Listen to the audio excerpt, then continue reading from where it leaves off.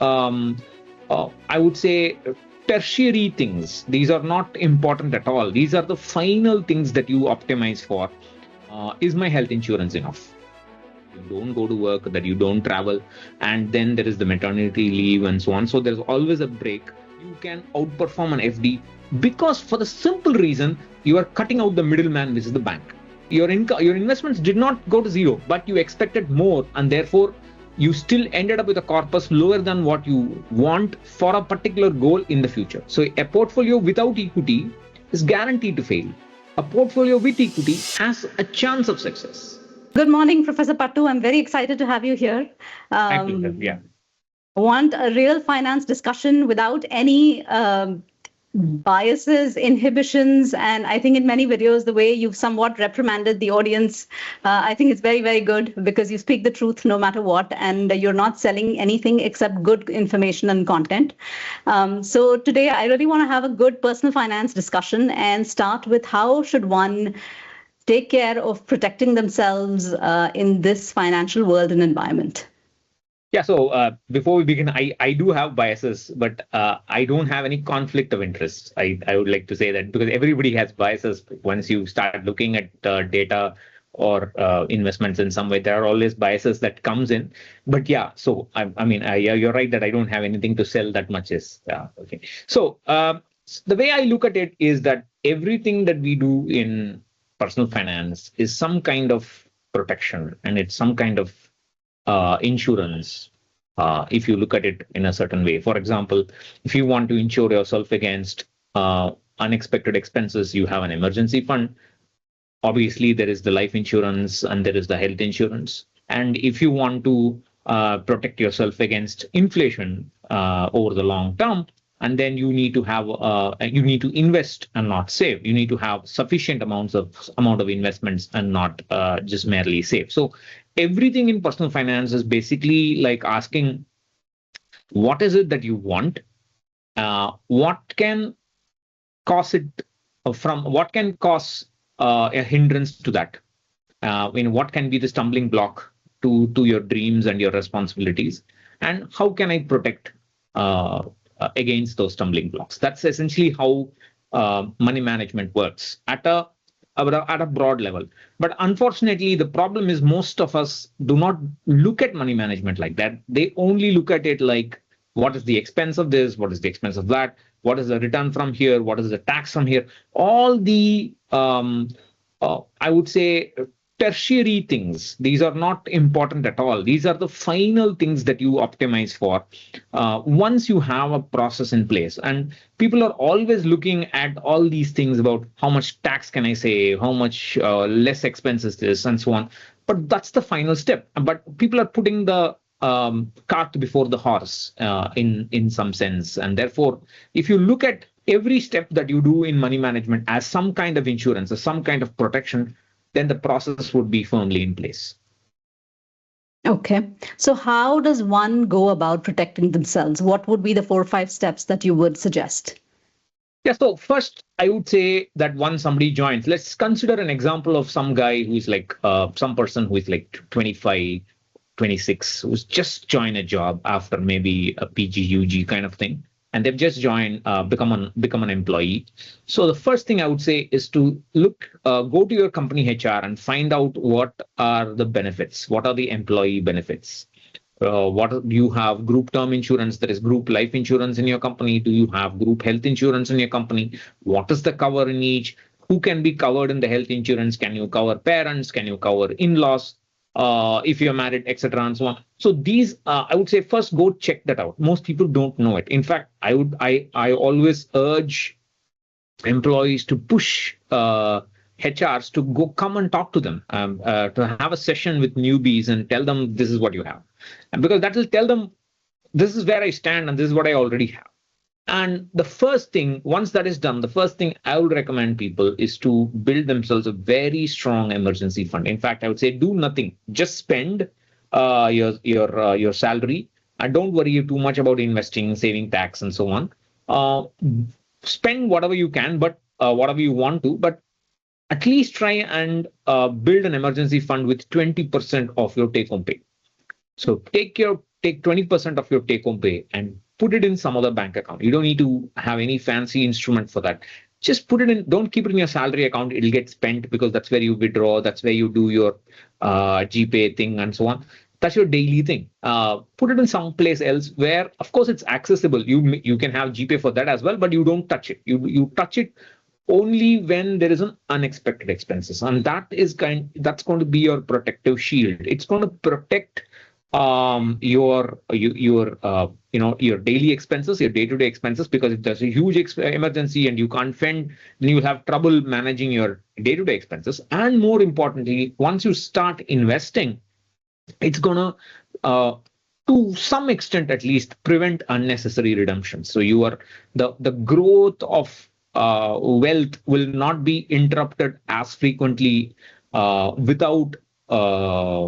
an emergency fund. If you have an emergency fund, the interruptions, the redemptions will be lower. Because if you look at data, most people who redeem from the NPS, from the mutual funds and so on, they do so because they don't have proper cash flow planning. They do not plan the cash flows, and they do not have the emergency fund. So check out the features in your firm, from your HR. Build yourself a robust emergency fund.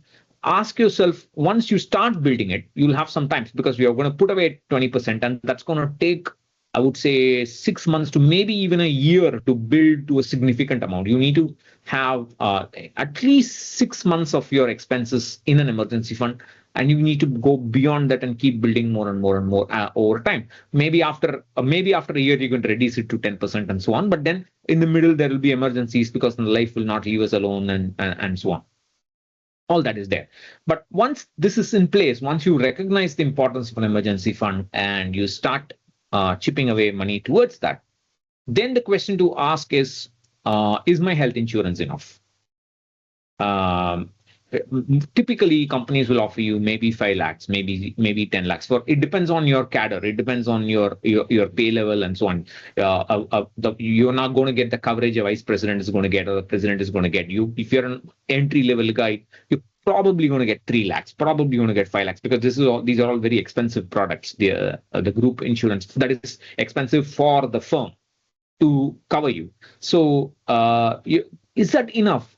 If you can afford a little bit more, I would say try to jack up and buy jack up your health insurance cover and buy a private policy for about 5 to 10 lakhs, an additional policy, because in case you want to think about job hopping, or if there are some layoffs, because the young guys are the first ones to get laid off. If there is a recession, if there is a growth issue with the company, or if they're in too much debt, the experienced guys will be spared first. And in the first round of layoffs, all the young guys will go first. So then you need to have, in that gap when you are between jobs, you need cover. So you need to have a private health insurance policy. Of course, the life insurance is also there. The life insurance is an easier buy.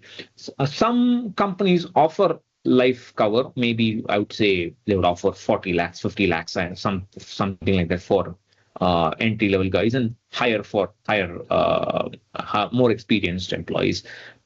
You can get a 1 crore policy, or at least a policy for 20 times your annual income, very easily, very inexpensively, for 5,000, 6,000, as long as you're not too obese or have too many health issues, or a non-smoker or non-drinker.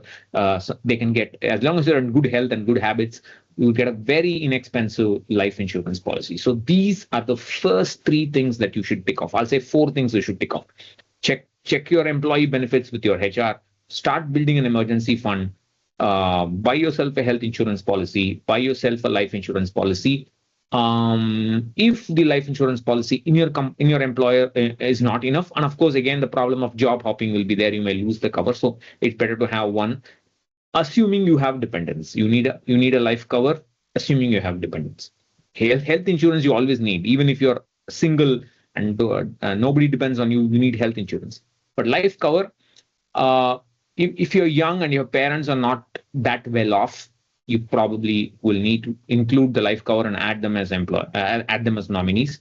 And if you think you're going to get yourself, if you're going to get married later on in future, then you You probably can get a life cover now when it's less expensive, and add on a nominee later on when you are married and so on. So that's the basic foundation. Don't worry about investing. Don't worry about returns. Don't worry about tax saving. Thanks to the new tax regime, you don't have to worry about ATC benefits, anything. You don't care about any of that. Build the foundation for your wealth castle, and then you can start talk about savings and invest. Yeah, so I love this foundational thing, and I want to approach it one by one. So let's start with the emergency fund, because most people say, keep 3 to 6 months of living costs, keep 6 to 8 months of living costs. And there are so many people who've come and told me that they really believe in 2 to 3 years of an emergency fund.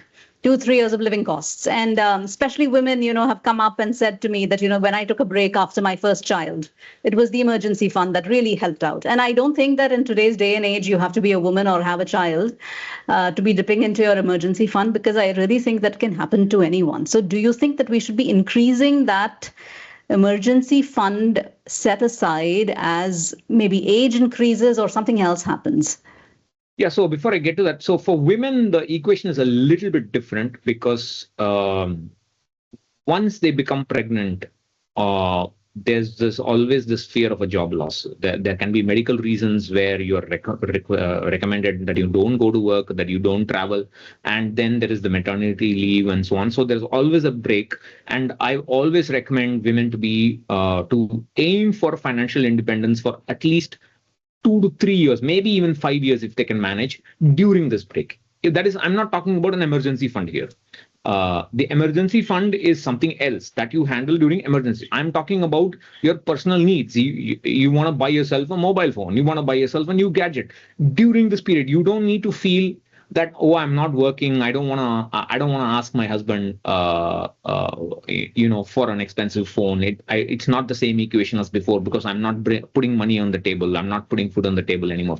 They always tend to have this feeling, and that has happened to everybody who's not working. When there are 2 people working and suddenly one is not working, there tends to be these problems. So I always tell them, aim for this, because if you are going to get married, and if you think you are going to plan for a child, then start very early and aim for 3 years worth of living expenses as a separate kit. That's your stopgap before the child grows up a little and you're able to start working again. You can have some kind of freedom for discretionary expenses and so on during this period. Of course, in addition to that, you also need a buffer of an emergency fund and so on. So with that said, to answer your question, do you need to grow your emergency fund?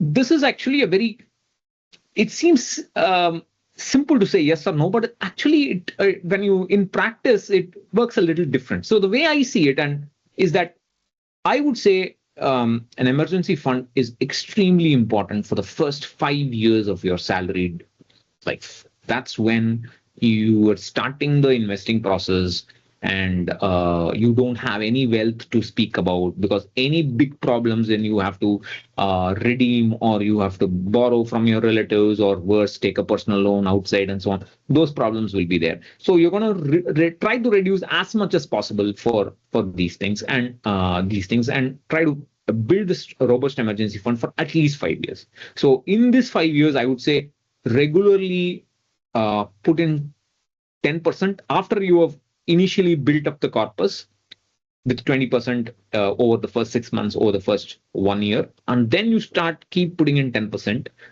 because once there is an emergency, you need to replenish it. There's always that problem. So to make sure when the going is good and you don't have unexpected expenses, you keep putting in the 10%, So let it grow a bit.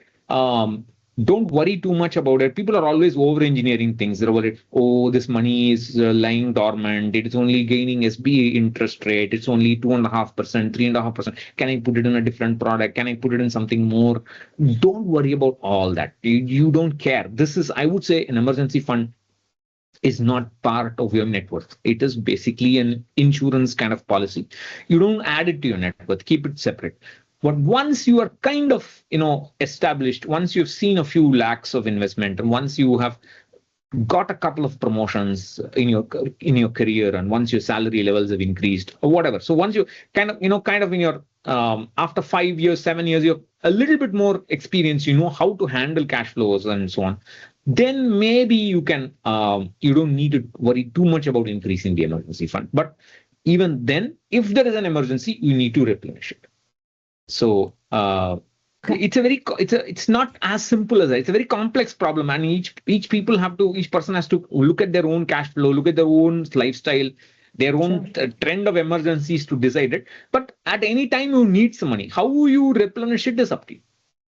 Okay. Sounds great. I think great answer. So now let's come to health insurance, one of my favorite topics. I work for a hospital, and of course, health insurance makes it sound like you have it all covered. Heaven forbid something happens to your health, or you're hit by an accident or a critical illness. But really, do health insurances cover everything that could possibly hit you? Because in the hospital, we see lots of ups and downs, right, with insurance billing and what is covered and what is not covered. So how far can you trust this great health insurance and the top up, maybe that you've done your due diligence and even got a top up? How far can you trust it?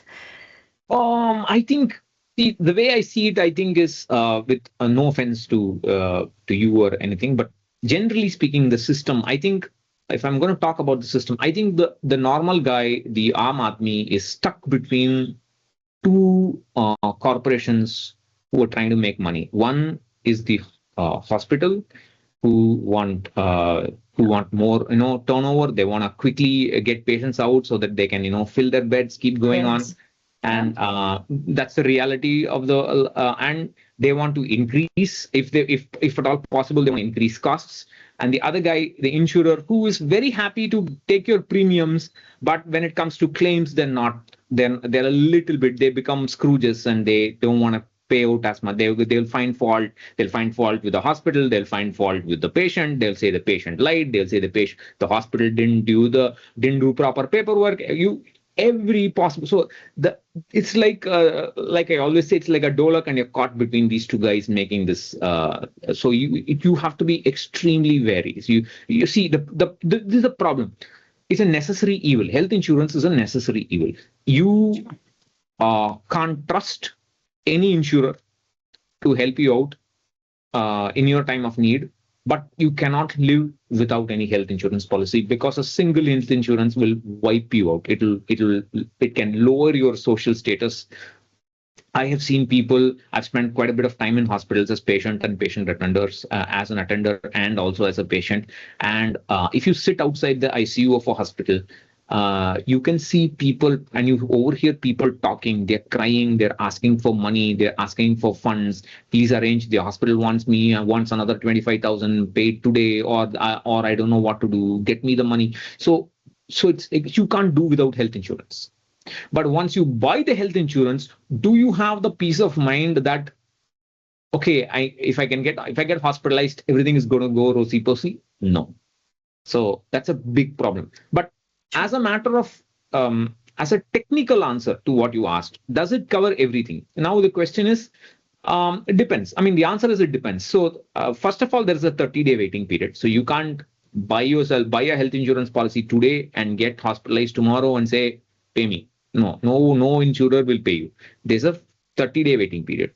And then there is a pre-existing disease clause, which is an extremely difficult gray area to interpret, and you have to be very forthright in when you apply for the health insurance policy, because this is not like buying a bar of soap, right? This is a contract. You are telling the health insurer, give me insurance. I am being completely honest when I'm filling the form. So from your side, that honesty is an essential element of how the health insurance works. The problem now is that if you are honest, and what happens is that these guys, this guy has got diabetes, and every third person, every fourth person in India has got diabetes today. And the diabetes is linked to kidney problems. Diabetes is linked to cardiac issues. So it's everywhere. It's a network issue. And if you apply for health insurance and say you have one of these or any other lifestyle diseases or anything else, they are going to think twice, and they will either say, I will load up your premium by 20-30%. You have to pay a lot more premium because you are sicker than the normal. Or they will say, I will permanently exclude diabetes. I mean, I'm a diabetic and I get health insurance cover, and that says if I go to hospital and anything related to diabetes, I won't get the coverage. That makes no sense because everything is linked to diabetes. For a diabetic, everything is linked to diabetes. You can't really distinguish like that. And that makes it a big problem because the health insurers are bleeding, they're losing a lot of money. And that's why the norms are becoming tighter and tighter and tighter. And the saddest part is, if you look at how people sell policies and how people buy policies, they're always saying, oh, unlimited cover, there's a restore benefit, there's a replenish benefit, all kind of terms.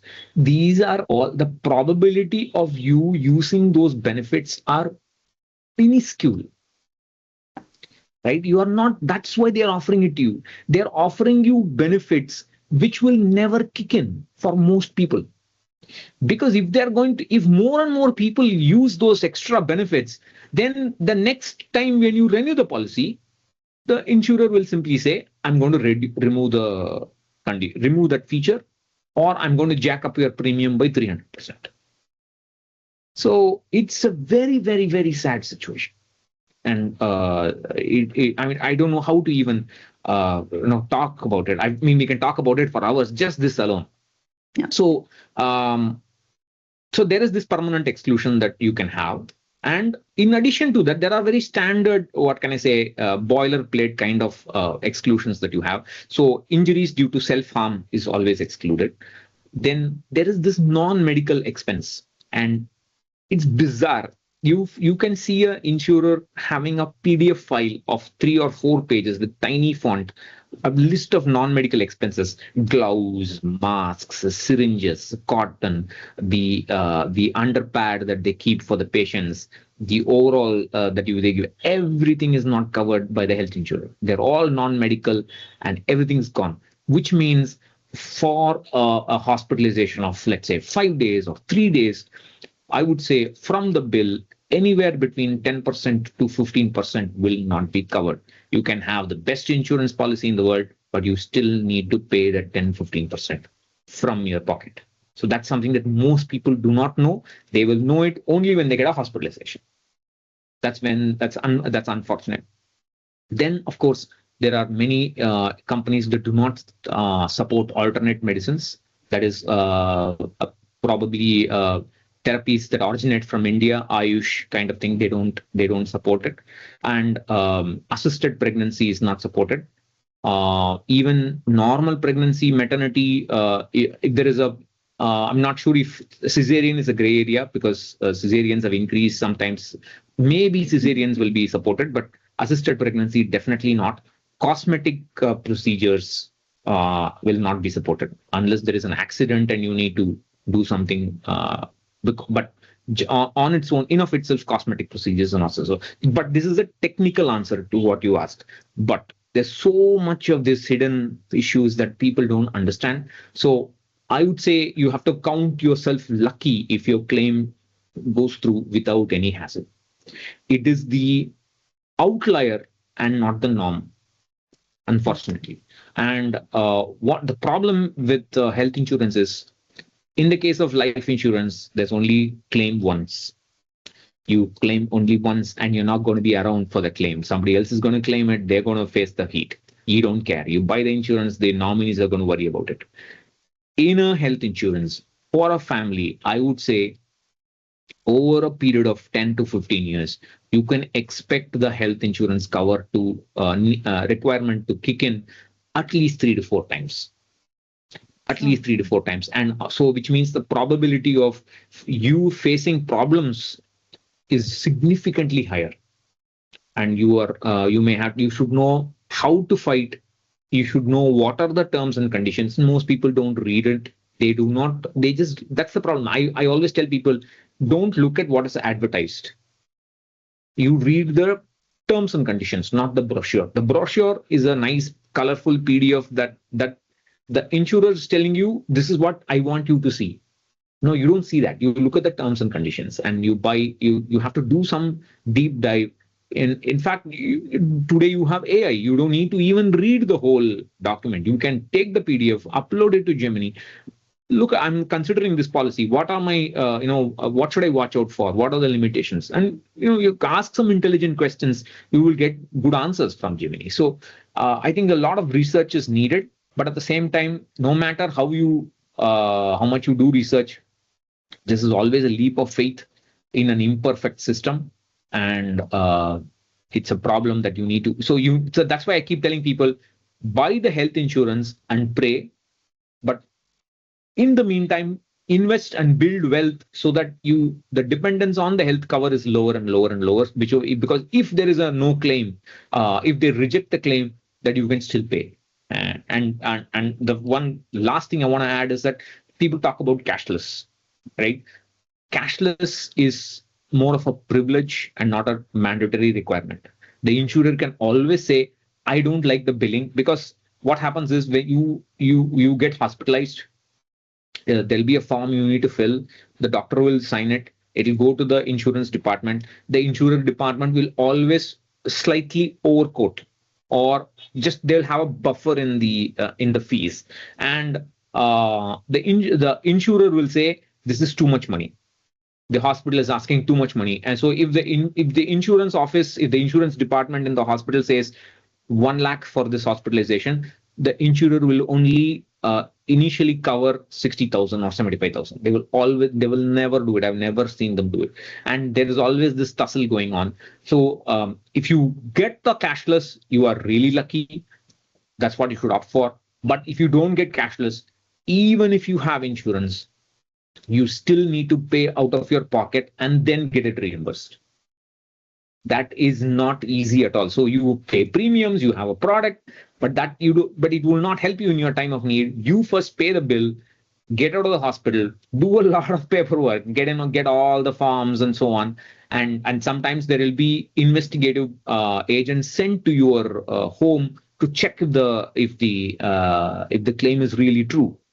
And they will ask you to go back to the hospital. There'll be this insurance, there'll be this billing office. Then they have this back records. I don't know what the name is. You must know that there are some papers which are not sent to the insurers. That is for the hospital's records. They will ask a copy of those records. You will have to furnish that and so on. There's a lot of back and forth which you must be ready to do. And so it's tough. Okay. So I think what you're saying is definitely get your health insurance, read the terms and conditions, be prepared to pay nevertheless. And I think somewhere you also said just lead a healthy lifestyle, because I think that would avoid a lot of things. I mean, we say that as far as possible. To some extent. See, look, I mean, I was in the prime of my health and 38 when I got autoimmune condition called myasthenia gravis, right? So I was in the prime. You don't know. I mean, you can walk normally on the street and you can get hit by a bus. You don't know. So to some extent, yes, definitely it will help. But we still need the health cover. So it's a necessary evil. That's the only way we can see it. Okay, great answer. Okay, now let's come to life insurance. I think definitely very important, but I think there would be a category of people who may not need it. I think, parents in their 60s and 70s, where kids are doing somewhat okay and somewhat settled in life. So I think I want to cover both. Who needs a life insurance, a term insurance, and who doesn't? Yeah, so the technical thing is that if you don't have any dependents at the time, you are considering buying one, you don't need life cover. But this is again a slightly loaded thing, because you should first assess whether I would suggest that young people, when they're starting to work, that's when they're going to ask whether they need life cover or not. They should ask if their parents are really financially independent, because they may be making do with small pensions. They may they may have some bravado and say, we're okay, you do what you do your thing, we're not dependent on you thing, but they may not have had any hospitalization. If they get into a big hospitalization at that age, their money will be wiped out. So I would suggest investigate that very deeply and buy a cover, and then tell them that they are nominees. if you think that they need support in case you are not around. Because if you tell them that I'm going to buy life insurance cover, they'll say, oh, no, don't buy life cover. We are worried you'll die. And, there's always this thing about stigma about buying life insurance, especially by parents. So I would say, buy the policy, name them as nominees. When the policy document arrives, you tell them, I've kept the policy document here. This is for you. And because I've seen cases in my own department, I've had a PhD student. He died accidentally on a mountain trek. He had no life insurance, and his parents were farmers. They were retired farmers. They had no money. They were above 60, and he was just a student earning stipend. He was not even getting a proper salary. So this can happen. I mean, it's very common, and I think it's very important to investigate whether your parents are properly financially independent or not. That in of itself, I think many people don't do. And then I would say, if you're going to get married in future, if you're sure that you're not going to get married, then maybe you don't need to buy it now. If you're independent, there are no dependents, you don't need to buy it now. But if you're sure, look, I'm 25 now, I'll probably get married by 28, then buy yourself a policy now itself, because in 3 years, the policy will become more expensive. And in those 3 years, you may get some lifestyle diseases. You may get more obese. You know how people are, right? They are not so obese when they graduate school or graduate college, but once they go to the corporate life, they start cribbing about bosses. They start smoking. They eat all sorts of junk food, stress eating, and so on. They become obese, and then that's going to cost you more premium. So buy if you're sure you're going to get married, buy a cover immediately. Doesn't matter. And even otherwise, see, because the reason why I'm saying it is, unlike health insurance, which we talked about at length, buying a life insurance cover is extremely easy. Just buy it from a company which is reputed, has been in the business, and it's incredibly inexpensive for most people. So even if you don't have dependents, you can just buy if you're sure you're going to remain single all your life, you can buy a health cover.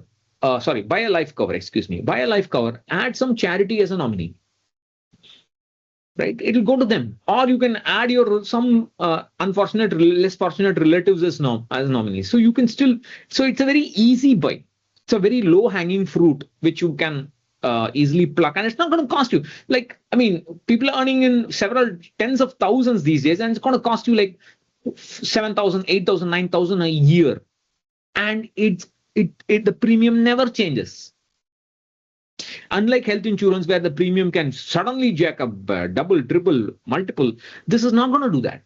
So, why not do it and give it to people who may need it as your legacy? You're just giving it as a, So I would say even if you don't have dependents, you can. That's why I'm saying, so there's this technical answer, and there is this slightly, if you investigate a little bit, you get different shades of the answer. So we should look at more deep. Yeah, definitely. I don't think life is very technical, right? It has too many nuances and too many little things. And even I didn't know that the life insurance premiums don't change for life. So this is, I think, very good input. Okay, so let's now think that there is this person who's done all these lovely things: emergency fund, he or she is increasing it, life insurance, health insurance. And now let's think of investing and saving and increasing our corpus. So I'll start with one of my favorite topics, which are FDs. I still love FDs. They've been bad-mouthed a lot in our social media and internet and all that, but I still think fixed deposits are a great peace of mind. And just maybe they are some sort of investment. So what is your take on fixed deposits? Yeah, so once this basics are done, the next I would say is people should look at their short-term needs. Right? They should ask themselves, what are my expenses that occur once a year? Typically school fees, life insurance premiums, health insurance premiums, car insurance premiums. Once a year, I need money once a year. It's a small amount of money I need once a year. Start a recurring deposit for that. It's the simplest thing to do. Start a recurring deposit for that. Let's say you want to go on a holiday 2 years from now, 3 years from now, 1.5 years from now. Start an RD. It's as simple as that. You don't need mutual funds. You don't need anything. Stay away from the stock market for such things.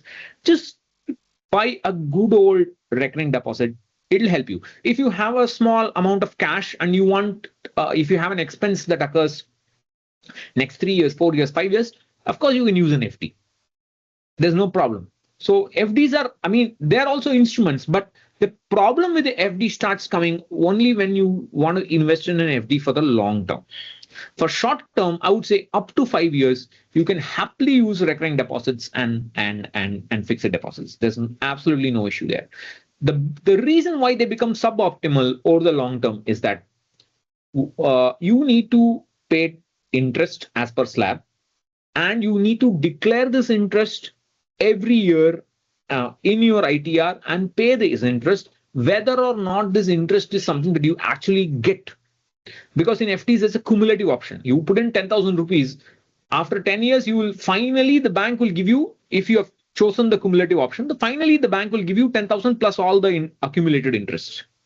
You will only get the interest after 10 years, but you still need to pay tax on the notional interest received every year. And that is suboptimal. And so therefore, I would suggest that people should learn a little bit more about debt mutual funds and use that as an alternative for the long-term needs. Of course, you can still say I'm going to stick to FDs. The other problem where the FDs are suboptimal is because most FDs you cannot take a small portion out. You have to break the FD, for which there is a penalty. And then you have to, let's say you put in 10,000, you break the FD, you take out, let's say 2,000, 3,000, and then you have to reinvest the remaining amount in a new FD. And when you reinvest the remaining amount in a new FD, there is always the interest rate risk, which means that when you started the FD, the interest rate was, let's say 8%. And in the middle, when you break it, or when you want to switch to a new FD, or you want to recycle, that is, you start an FD for 5 years and then you begin a next 5-year FD. In the next cycle of investment, the interest rate can drop down to 7%.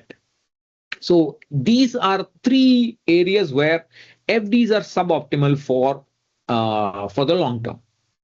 And even for the long term, you're not going to just invest in FDs. You're not going to just invest in equity. You need a balance. You need a proper balance of equity and fixed income asset class. So for this fixed income asset class, a better option would be a debt fund or a debt-oriented hybrid fund kind of situation than an FD. But if you are adamant and say, no, I don't want to understand debt funds because they are a complicated animal, they're more complicated than equity funds, then you can stick to FDs, but you must understand that it is suboptimal.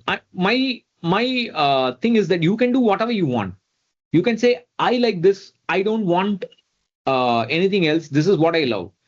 But don't go about claiming that they are the best, whatever option it is. Because first of all, you should be aware of pros and cons. And then you say, this is what I like. That's absolutely fine with me. But the problem starts when you go about claiming what I have done is the best.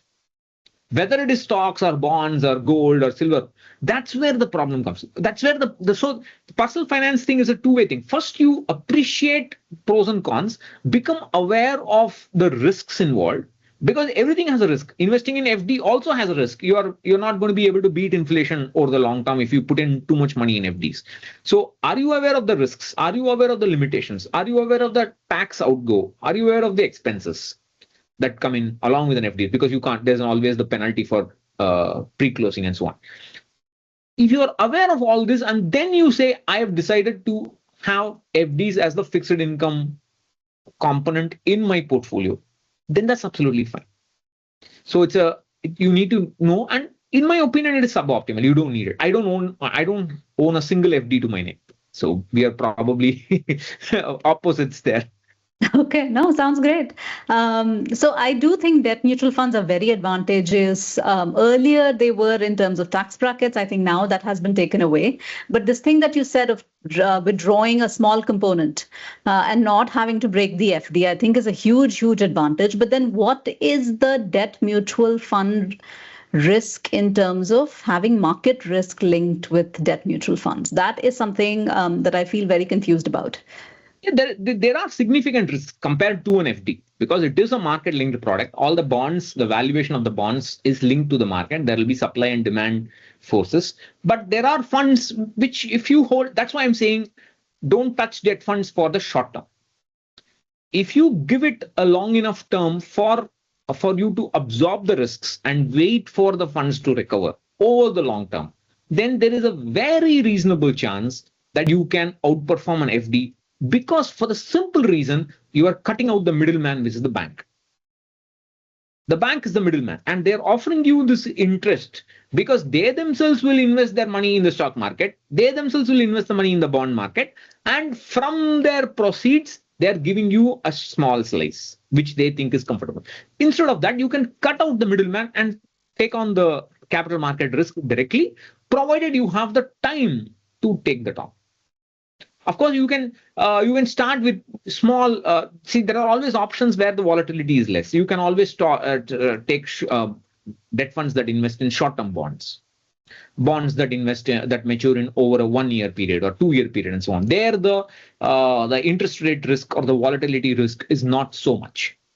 Right, or there are two-year bond, 3-year bonds. There are also debt funds that only invest in state government bonds and central government bonds, so the default risk is significantly lower compared to corporate FD, corporate bonds, and so on.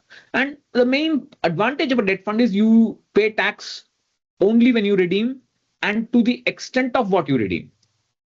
So that way they are better, but it's not for everybody. I completely agree that it is not for everybody. If I'm unwilling to learn, because how risk is basically surprise. That's what it is. What is risk? If you ask what is risk, risk is surprise. If something happens that is not expected, then that's a risk.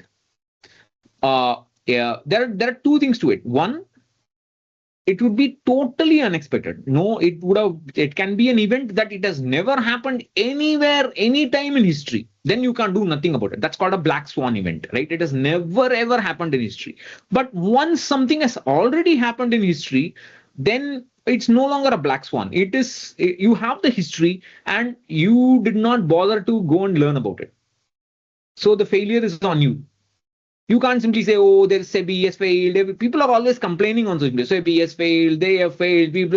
No, you have failed to learn the risks. Therefore, you're surprised. You're taken by surprise because of lack of preparation, right? So that's. Okay, brilliant answer. And I really like this risk surprise element. I do think it's a very good definition. And it actually brings us to our next question that, there's so much talk about mutual funds and investing and equity, and that if you made a 12% return now for 30 years, you'd make this corpus and that corpus. And I think that one of the first things that I would want to understand is what do they mean by risk in equity mutual funds and what do they mean by volatility? Do they really mean that when you invest money in equity mutual funds, your money or your corpus will only go up and down, but at some point you'll definitely make money? Or can my money go to zero? Should I be ready for that? So people in the mutual fund industry, they want is they say just put your money with us and keep investing in SIPs over the long term, and you will beat inflation, and you will get a good return, and you can grow wealth and so on. There is they would not say so in the legalese. They would not say so in the in the technical documents because they're not allowed to say so. They keep saying there are no guarantees and so on, but they'll still talk about what the Sensex has done in the past, what the Nifty has done in the past, and so on and so on. So the point is that we should, first of all, we should understand that there are absolutely no guarantees that the equity market will give you the return that you expect over the long term, right? So you can expect 14% return, 12% return. You can expect whatever you want. The market is a very complex animal. It will only give returns that based on the demand and supply and what the world, how the world changes and so on. And so if you expect 12% return and end up getting 8% return, you as an investor has failed because your return has gone down. You would have invested less.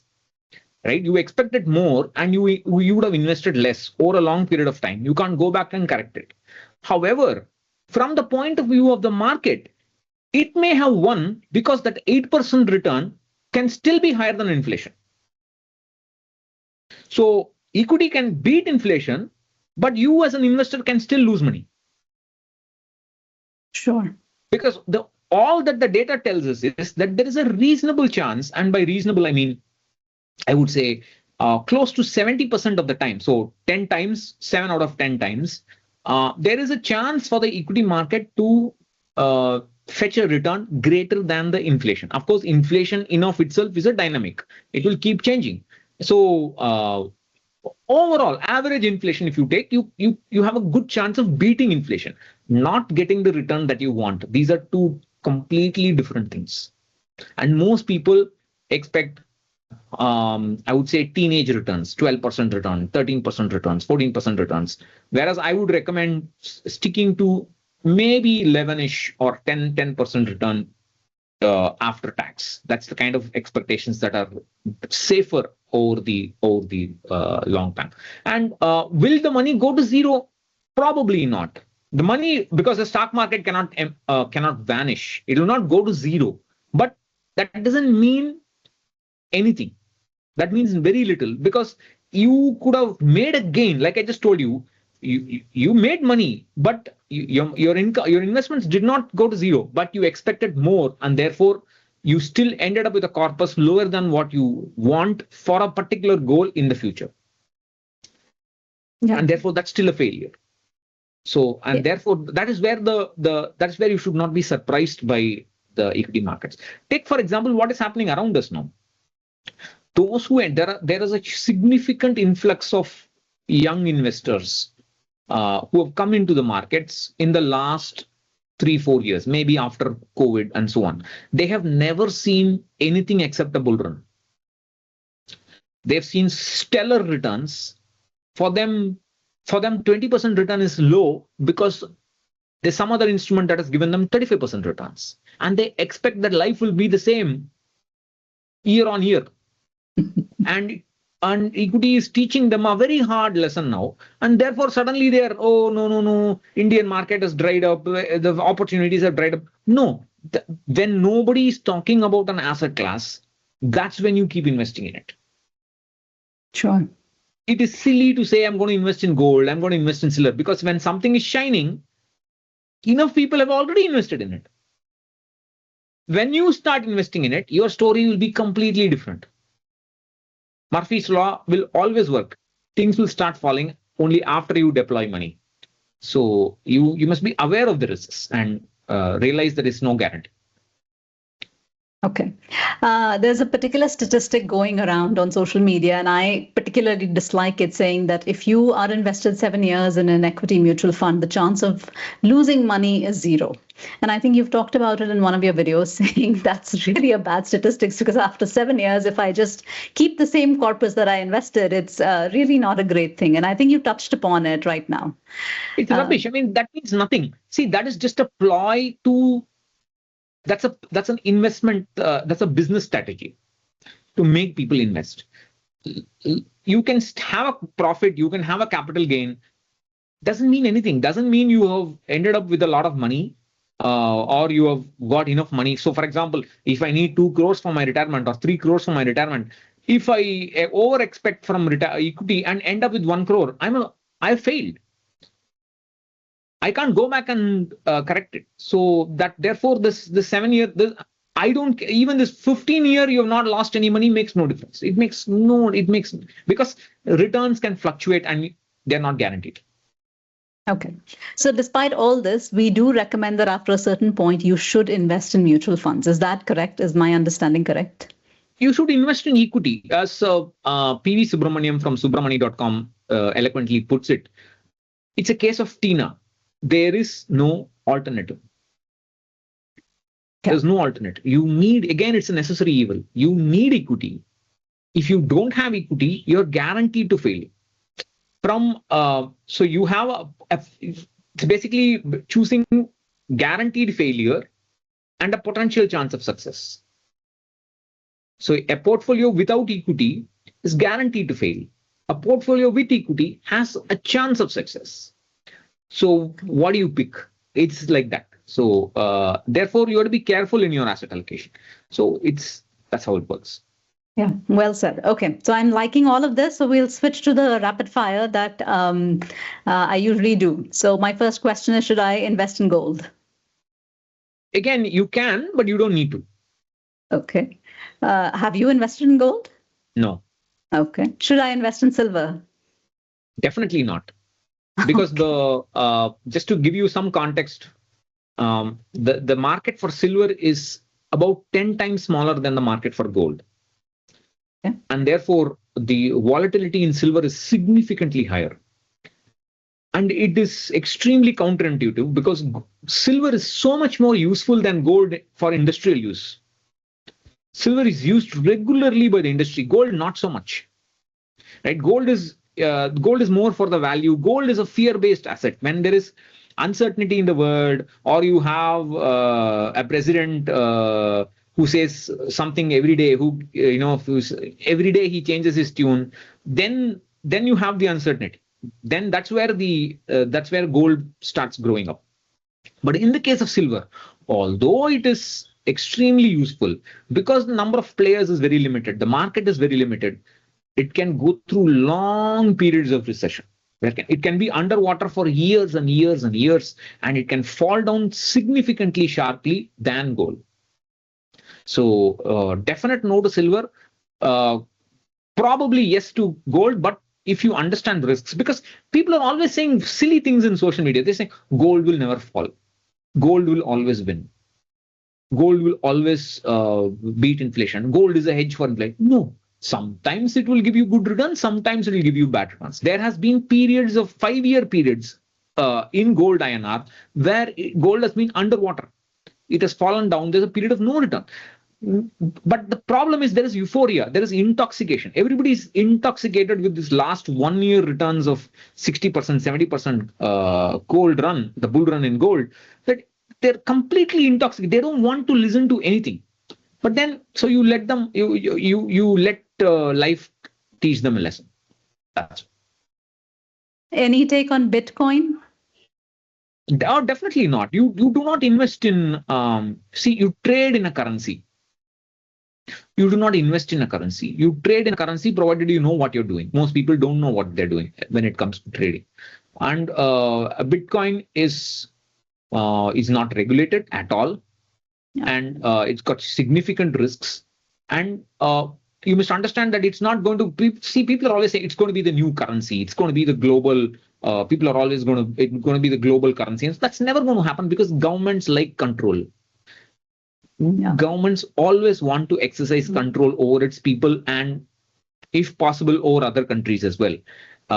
So they want that control, and this is the complete opposite of that. And I don't think it's worth it. People nobody's talking about it, right? When was the last time people talked about Bitcoin? When it was going through a super bull run. That was when the institutions entered into the Bitcoin for the first time. But when they decided enough is enough, I'm going to pull out everything, it crashed. And since then, nobody, all the retail guys, they stopped talking about Bitcoin. So this is the problem. So you should ask, this FOMO is the biggest enemy for the retail guy. You should ask yourself, did anybody talk about gold or silver 2 years ago, 3 years ago? No, most people did not, because it was not shining then. Yeah. So if you really believe in gold and silver, you should have invested then. Right? 2-3 years ago, people were talking about the equity market. Anything. So it's shiny object syndrome. People are always talking about something that's shiny. That is the worst time to invest. So that's how I feel. Okay, and my last, final, and favorite question: can money buy happiness?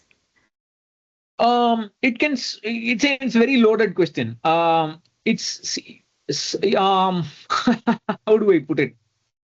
I'll tell you my answer, and it's a controversial one, but I always say yes up to a great point, as long as you're using it for the right reasons. Taking care of your parents, and you have that freedom. And of course, it shooes away the unhappiness and discomfort in many ways.